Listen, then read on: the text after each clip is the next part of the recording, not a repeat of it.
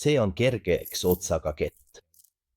See on meie kõige agressiivsem kett ja nagu näete, purustavad lõikeserva külge sulatatud wolframkarbiidist terad kõik, mis nende teele jääb. Kergem versioon on valmistatud spetsiaalselt kergemast materjalist, nii et seda saab toita õhema võlli abil, mille läbimõõt on 6 või 8 mm. See oleks veerand tolli või 5/16 tolli.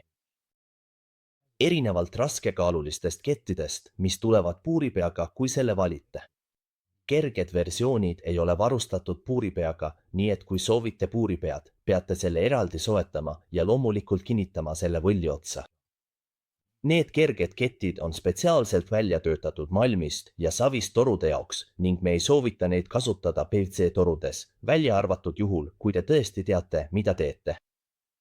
Väiksema läbimõõduga torude väiksematel versioonidel on ainult üks kett ja loomulikult 3 ketti, olenevalt vajaliku keti suurusest.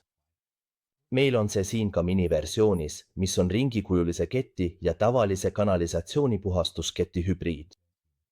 See on meie X-otsaga kett. Tänan vaatamast!